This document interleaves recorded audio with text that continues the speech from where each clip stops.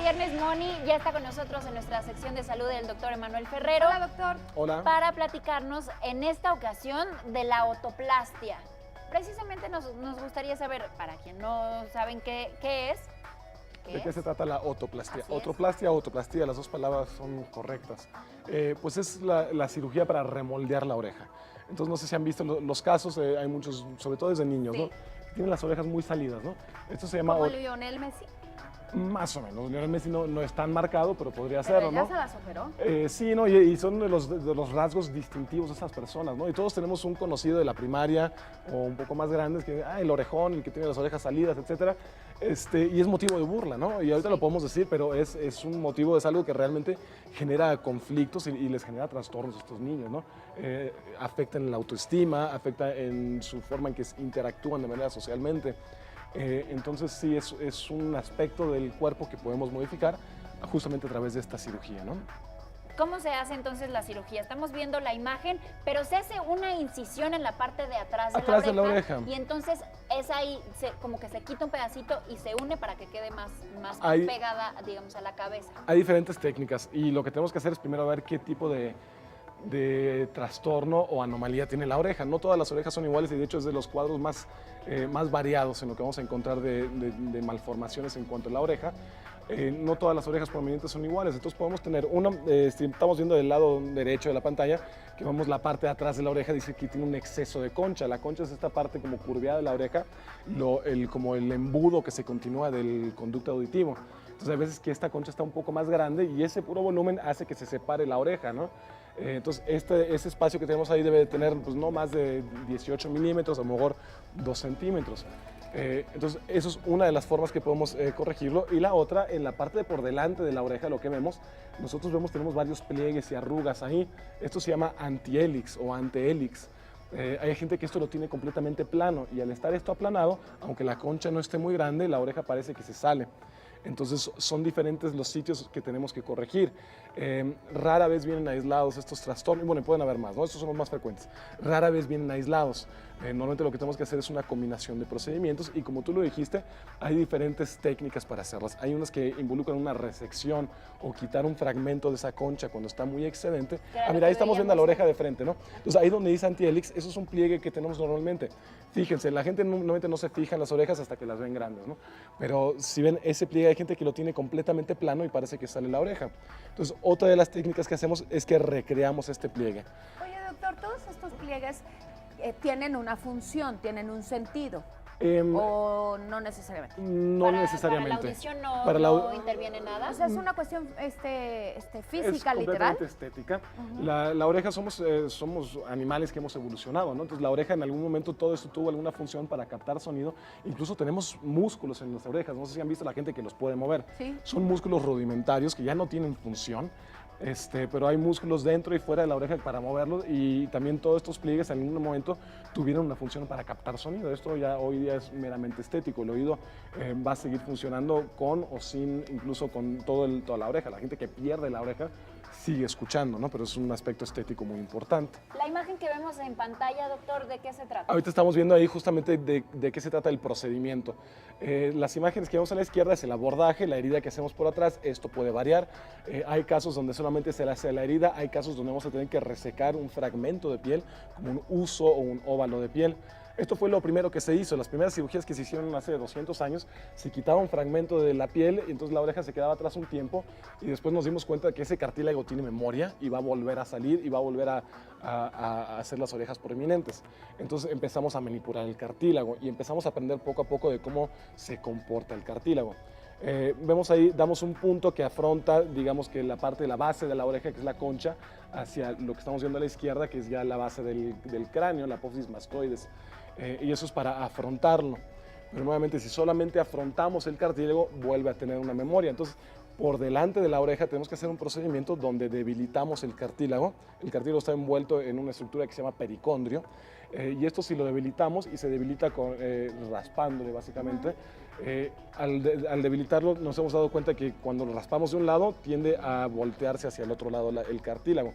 Entonces, eso es uno de los procedimientos por los cuales nos apoyamos. O sea, hay que ser muy precisos. Hay que ser muy precisos, hay que conocer perfectamente la anatomía y conocer cuáles son los detalles que queremos reconstruir de la oreja. No hay ninguna receta de cocina. Entonces tenemos que hacer estos abordajes y después recreamos este pliegue que es el anti-hélix. Y por detrás damos unos puntos, digamos que van a doblar, si este es el hélix, los van a afrontar por la parte de atrás para que se proyecte un borde hacia adelante. Entonces eso nos genera este anti-hélix y también podemos resecar un fragmento de la concha cuando este es necesario y se pueden combinar estos procedimientos de acuerdo al paciente, ¿no? De lo que necesite. Si hay alguna deformación de nacimiento en la oreja, ¿también se lleva a cabo este tipo de procedimientos? O obvio, dependiendo de la deformación. Depende, exactamente. Mira, hay una familia muy grande que se llama las malformaciones congénitas del oído. Podríamos a lo mejor la semana que viene hablamos del aspecto reconstructivo de cuando es microtia, los niños que nacen sin oreja o con una oreja muy pequeña o malformada, e incluso ahí podemos hablar de la afección que tiene dentro del oído. Dentro de esta categorización o la clasificación del tipo de malformaciones de la oreja, la número 5 es la oreja prominente, que es justamente la oreja que no tiene un aumento de tamaño, no son orejas grandes, sino que está prominente, porque hay otra cosa que se llama macrotia, que es una oreja que el tamaño es demasiado grande. Eso yo también quería preguntarte, respecto a la otoplastia u otoplastía, una cosa, burdamente lo voy a decir, es la cirugía que nos acabas de decir, que sirve como para pegar la oreja a la cabeza. En inglés se dice pin back, es exactamente eso. Ajá. Pegarla, ¿no? Y entonces, cuando sí está pegada, pero la oreja es muy grande, ¿se puede, digamos, recortar la hélix? Hay procedimientos para recortar o para resecar ese fragmento y son fragmentos, son diseños geométricos. Son muy interesantes porque tienen forma de cuñas o estrellas o formas geométricas distintas de acuerdo al tamaño de lo que tenemos que resecar. Y tenemos que medir y saber qué tanto está ese sobrevolumen de la oreja. Nosotros tenemos parámetros para medir la oreja también en cuanto a la posición que debe estar, la altura que tiene que estar más o menos, empieza a la altura de la ceja, termina más o menos a la altura que tiene la nariz, la inclinación que tiene el eje de la oreja, si ustedes se fijan, debe estar más o menos parecido a la inclinación que tiene la nariz también, el ángulo que tiene. Son muchos parámetros que nosotros tomamos. El porcentaje que mide cada tercio de la oreja, etcétera, y a partir de eso nosotros vamos midiendo cuáles son las zonas que podemos corregir para tratar de generar una oreja más parecida a algo normal, ¿no? Y eso es en el caso de la oreja prominente y también va muy de la mano con la macrotia, que son orejas muy grandes y pueden estar combinados, desde luego que están combinados, ¿no? Pero sí, son aspectos que mucha gente luego no se da cuenta y nosotros mismos lo vamos a ver y ya nos vamos a empezar a fijar en la gente que sí tiene el anti-hélix, que tiene estas dos cruras, que tiene... Es más, uno normalmente no se da cuenta del tamaño de su oreja, de su forma, ¿no? Hicieron algunos estudios justamente para ver, bueno, qué es lo que les parece estético de una oreja, si tiene mucho este pliegue, si no lo tiene, etcétera. Entonces, una empresa tomaron fotos de las orejas de todos los empleados, de las fotos que tienen del registro, ¿no? Y se las empezaron a mostrar. Dijeron, bueno, ¿cuál es la oreja que más te gusta? ¿Cuál es la que menos te gusta? Y a todos les preguntaron, ¿puedes reconocer tu oreja? Nadie la identificó. Y si lo hacemos entre nosotros, nadie se va a dar cuenta y no tenemos una autoconciencia de nuestra oreja hasta que nos llama la atención, ¿no? Entonces, la gente que tiene este problema de las orejas prominentes no les molesta tanto la forma que tiene, sino que se la regresen a su sitio. Claro. Que no sean tan evidentes y que no sea ese rasgo distintivo de la persona. Porque otro aspecto que es muy importante, el foco de atención de la cara normalmente es un triángulo central, que ya lo hemos visto, que están los ojos, la nariz, los labios, y es donde normalmente nos enfocamos al hablar con una persona. Pero si ustedes se dan cuenta, cuando hay una persona que tiene las orejas prominentes, este foco de atención ya se desvía y empezamos a ver más las orejas de las personas, y esto sucede con cualquier otro aspecto. Si alguien tiene una cicatriz en la cara, en el cuello, o algún otro aspecto, rasgo que les llame la atención, un lunar grande, etcétera, ese foco de atención se nos va a desviar. Entonces, lo que busca la persona que tiene la oreja prominente es regresar ese foco de atención a lo normal, que no llame la atención. A mí me surgía también otra duda respecto a las perforaciones. Muchas veces también las mujeres que utilizamos aretes o que utilizamos aretes muy pesados, empieza a haber también ahí un problema con el lóbulo de la oreja. Sí. O aquellos, cada quien sus gustos, ¿verdad? Pero que a mí no me gusta, los que se ponen expansiones, Moni. Ah, es cierto. ¿Eso se puede de alguna manera corregir? Sí, hay procedimientos para corregirlo y es distinto. Cuando la perforación es la que empieza a caer y genera una fisura o un orificio elongado que incluso hay veces que rompe el borde, Sí, entonces sí. ya queda una oreja bífida que tiene unos fragmentos, pues eso es un procedimiento que se hace con anestesia local y se repara.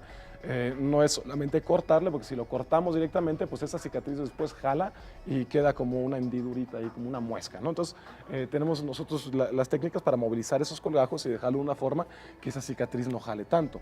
Oye, Doc, pero digamos, en esta nueva estética que se utiliza actualmente, también es recomendable hacerlo con alguien que sepa, porque, digo, antes, cuando los recién nacidos, pues generalmente son los doctores quienes hacen los orificios para los aretes, pero ahora también yo recuerdo en alguna época que, quiero tener más, y entonces con alfileres y con nada más alguna anestesia local y... Volvemos a lo mismo, ¿no? Todos hemos visto los casos que se hacen las perforaciones y también el material que se está utilizando tanto para la perforación, las medidas higiénicas, entonces todos están expuestos a una infección y eso también han llegado muchos casos de gente que se les infecta la oreja porque no tienen los cuidados adecuados. Y otro de los problemas que puede haber es que aunque no se les infecte la oreja, que llevan todos los cuidados como se debería o que corren con suerte, después estos generan una cicatriz. Estamos haciendo un hoyo en la piel y también en el cartílago, porque están los del lóbulo, pero hay gente hay personas que se perforan el trago, el antitrago, Sí, claro, el hélix, o la los parte bardos, superior. exactamente.